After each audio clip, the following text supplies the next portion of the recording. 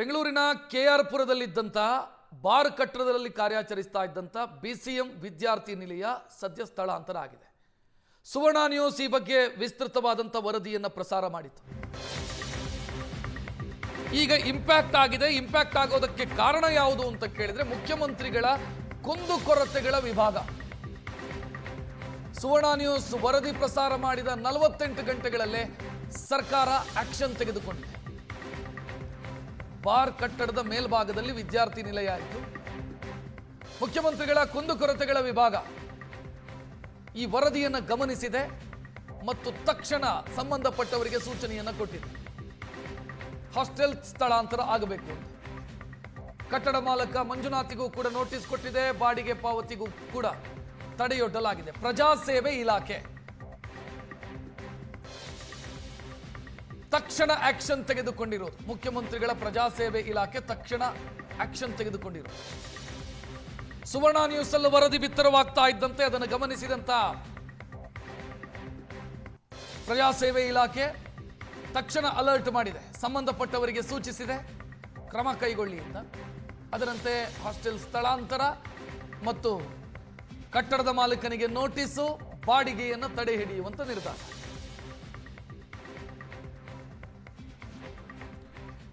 ಸ್ಥಳದಿಂದ ನಮ್ಮ ಪ್ರತಿನಿಧಿ ನಂದೀಶ್ ಈಗ ನೇರ ಸಂಪರ್ಕದಲ್ಲಿ. ನಂದೀಶ್, ಮೊನ್ನೆ ತಾವು ಸ್ಥಳಕ್ಕೆ ಹೋದಂತ ಸಂದರ್ಭದಲ್ಲಿ ಅಲ್ಲಿ ಹಾಸ್ಟೆಲ್ಲು ಮತ್ತು ಬಾರು ಒಟ್ಟೊಟ್ಟಿಗೆ ಕಾರ್ಯಾಚರಿಸ್ತಾ ಇತ್ತು. ಮೇಲ್ಭಾಗದಲ್ಲಿ ಹಾಸ್ಟೆಲ್ ಇತ್ತು, ಕೆಳಗಡೆ ಬಾರ್ ಅಂಡ್ ರೆಸ್ಟೋರೆಂಟ್ ಇತ್ತು. ಇವತ್ತೇನಿದೆ, ಯಾವ ರೀತಿ ಕ್ರಮ ಆಗಿದೆ?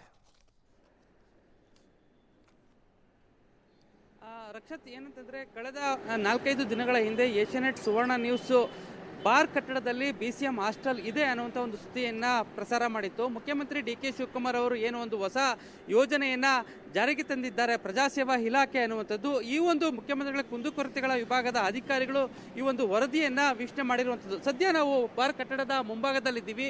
ಈ ಒಂದು ಬಿಲ್ಡಿಂಗ್ ನಲ್ಲಿ ಏನು ಹಾಸ್ಟೆಲ್ ಬಿಸಿಎಂ ಹಾಸ್ಟೆಲ್ ಇತ್ತು ಅನ್ನುವಂಥದ್ದು. ಯಾಕೆಂತಂದ್ರೆ ಈಗ ಸದ್ಯ ಒಂದು ಹಾಸ್ಟೆಲ್ ಅನ್ನ ಬೇರೆ ಕಡೆ ಸ್ಥಳಾಂತರ ಮಾಡಿರುವಂಥದ್ದು. ಯಾಕೆಂತಂದ್ರೆ ಕಳೆದ 2-3 ದಿನಗಳಲ್ಲಿ ತಕ್ಷಣ ಮುಖ್ಯಮಂತ್ರಿಗಳ ಕುಂದುಕೊರತೆ ವಿಭಾಗ ಏನಿತ್ತು ಅದರ ಅಧಿಕಾರಿಗಳು ನಮ್ಮ ವರದಿಯನ್ನ ನೋಡಿದ ತಕ್ಷಣ ಇದಕ್ಕೆ ಸಂಬಂಧಪಟ್ಟಂತಹ ಹಿಂದುಳಿದ ವರ್ಗಗಳ ಇಲಾಖೆ ಅಧಿಕಾರಿಗಳ ಗಮನಕ್ಕೆ ತಂದು ಕೂಡಲೇ ತುರ್ತಾಗಿ ಈ ಒಂದು ಹಾಸ್ಟೆಲ್ ಅನ್ನ ಬೇರೆ ಕಡೆ ಸ್ಥಳಾಂತರ ಮಾಡಬೇಕು, ಜೊತೆಗೆ ಮುಚ್ಚಬೇಕು ಅನ್ನುವಂಥದ್ದು. ಅಂದ್ರೆ ಕಟ್ಟಡವನ್ನ ಈಗಾಗಲೇ ಮಾಲೀಕರಿಗೂ ಕೂಡ ನೋಟಿಸ್ ಅನ್ನ ಜಾರಿ ಮಾಡಿರುವಂಥದ್ದು. ಈಗ ನೋಡ್ತಾ ಇರಬಹುದು ಆ ಒಂದು ಗೇಟ್ ಅನ್ನ ಹಾಕಿರುವಂಥದ್ದು. ಜೊತೆಗೆ ಹಾಸ್ಟೆಲ್ ನಲ್ಲಿ ಇದ್ದಂತಹ ವಿದ್ಯಾರ್ಥಿಗಳನ್ನ ಬಿಸಿಎಂ ಹಾಸ್ಟೆಲ್ ಈ ಒಂದು ಕೇರ್ಪುರಂ ಭಾಗದ ಬೇರೆ ಬೇರೆ ಕಡೆ ಇರುವಂತಹ ಬಿಸಿಎಂ ಹಾಸ್ಟೆಲ್ಗಳಿಗೆ ಡೆಪ್ಯೂಟ್ ಅನ್ನ ಮಾಡಿರುವಂಥದ್ದು. ತಕ್ಷಣಕ್ಕೆ ಬಿಲ್ಡಿಂಗ್ ಕಡೆ ಏನು ಬಿಲ್ಡಿಂಗ್ ನೋಡಿಕೊಂಡು ಬೇರೆ ಕಡೆ ಸ್ಥಳಾಂತರ ಮಾಡಬೇಕು ಅನ್ನುವಂಥ ಒಂದು ತುರ್ತು ಆದೇಶವನ್ನ ಕೊಡಲಾಗಿತ್ತು.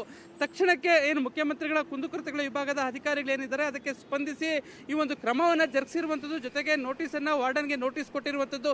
ಯಾವ ಕಾರಣಕ್ಕಾಗಿ ಈ ಒಂದು ಕಟ್ಟಡದಲ್ಲಿ ಈ ಒಂದು ಬಾರ್ ಎಷ್ಟು ದಿನದಿಂದ ಕಾರ್ಯಾಚರಣೆ ಮಾಡ್ತಾ ಇದೆ, ನೀವು ಈ ಕಟ್ಟಡಕ್ಕೆ ಎಷ್ಟು ವರ್ಷ ಆಯಿತು ಬಂದು, ಇದೆಲ್ಲವೂ ಕೂಡ ವರದಿಯನ್ನ ಕೇಳಿರುವಂಥದ್ದು.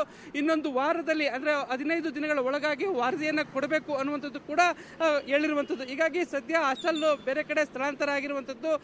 ಇಲ್ಲಿ ಸದ್ಯಕ್ಕೆ ಬಾರ್ ಮಾತ್ರ ಇರುವಂಥದ್ದು. ಹೀಗಾಗಿ ಬೇರೆ ಕಡೆ ಸ್ಥಳಾಂತರಕ್ಕೆ ಆದೇಶ ಬಂದ ತಕ್ಷಣವೇ ಈ ಹಾಸ್ಟೆಲ್ ಕ್ಲೋಸ್ ಆಗಿರುವಂಥದ್ದು. ರಕ್ಷತ್, ಥ್ಯಾಂಕ್ ಯು ನಂದೀಶ್ ಮಾಹಿತಿಗೆ.